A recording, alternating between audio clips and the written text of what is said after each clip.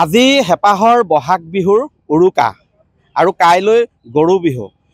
এই গৰু বিহুৰ কাৰণেও ব্যাপক প্ৰস্তুতি চলাইছে অসমীয়া ৰাইজে। বিশেষকৈ আজি উৰুকাৰ বজাৰৰ পৰাই গৰু বিহুৰ বাবেও বিভিন্ন প্ৰয়োজনীয় সামগ্ৰী ক্ৰয় কৰা পৰিলক্ষিত হৈছে। মই বৰ্তমান উপস্থিত আছোঁ শিৱসাগৰৰ ৰাজমাই বজাৰত। এখন বহু পুৰণি বজাৰ। বিভিন্ন প্ৰান্তৰ পৰা ইয়াৰ স্থানীয় ৰাইজ আহে এই বজাৰলৈ আৰু এই বজাৰ উৰুকাৰ বজাৰত বিহুৰ বাবে বিভিন্ন প্ৰয়োজনীয় সামগ্ৰী ক্ৰয় কৰিছে। মই দেখুৱাইছোঁ গৰু বিহুত প্ৰয়োজন হোৱা, গৰু গা ধুৱাবলৈ প্ৰয়োজন হোৱা যি থেকেৰা ইয়াত লৈ আনিছে স্থানীয় যিসকল ব্যৱসায়ীসকলে মাখিয়তী লৈ আহিছে। মই প্ৰথমে ইয়াত এগৰাকী ইয়াৰে বৰ্তা এগৰাকী আছে। বৰ্তা, হেপাহৰ বহাগ বিহুৰ শুভেচ্ছা জনাইছোঁ আগতীয়াকৈ। আজি উৰুকা।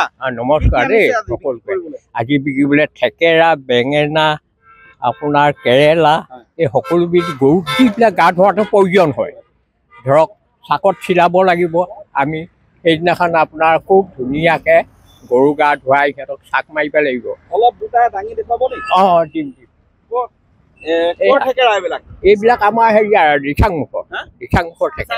কেনেকৈ বিক্ৰী কৰিছে? 10 টকা এটা 10 টকা। ইতিমধ্যে নিছেনে? নিছে ৰাইজে নিছে দেই। এইটো একদম প্ৰয়োজন আৰু আমাৰ থেকেৰাটো। গৰু গা ধুৱাই আহিছে আপুনি? গৰু গাটো ধুৱাইছোঁ, কিন্তু কাইলৈহে ধুৱাম। কাইলৈ ধুৱাব? কাইলৈ ধুৱাম। এবাৰ পথাৰত অলপ পানী কম থাকে। নাই, একেবাৰে নাই দেই। একেবাৰে নদীত নিব লাগিব। নদীত নিব লাগিব।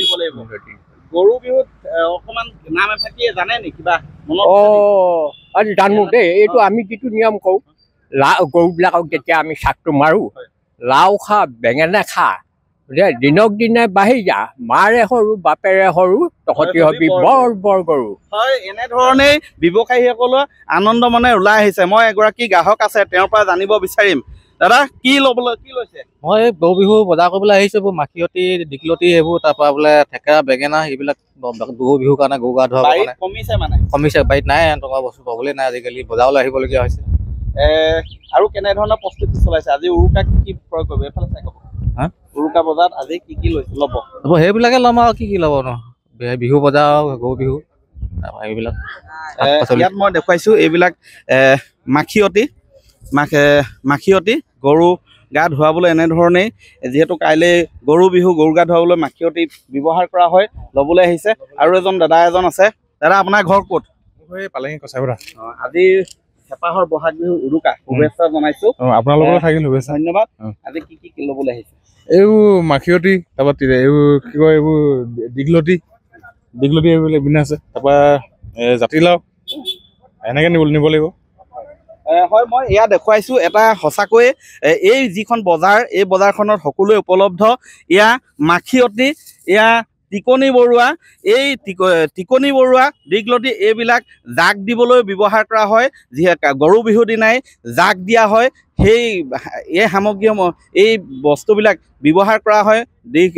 যিবিলাক টিকনি বৰুৱা, দীঘলতি, এইবিলাকো ব্যৱহাৰ কৰা হয়। জাতিলাও আমি দেখুৱাইছোঁ। আৰু বিভিন্ন প্ৰান্তৰ পৰা লোকসকল আহিছে। আৰু এগৰাকী আছে, মই তেওঁৰ পৰা ভাষ্য ল'ম। দাদা, আজি বহাগ বিহু, আজি বজাৰ কৰিবলৈ আহিলোঁ। সেই ঘৰত লাগে ন থেকেৰা কি ল'লে এতিয়া? মই দাংবুটি কেইটামান ঘৰত আছে, এনেই 600তে লৈ ল'লোঁ। কাইলৈ গৰু বিহু প্ৰস্তুতি কেনেকৈ? গৰু গা ধুৱাম আৰু তাৰপৰা গাহৰি সাঁজ। এতিয়া ইয়াত আজি কি ল'ব? এতিয়া মই এনেই আহিলোঁ, ঘৰত আছে। কিন্তু এই ৰঙালাও 2টা ল'লোঁ, থেকেৰা। এনেধৰণেই অসমীয়া ৰাইজ সাজু হৈছে। মই পুনৰ দেখুৱাইছোঁ এই দৃশ্য শিৱসাগৰৰ।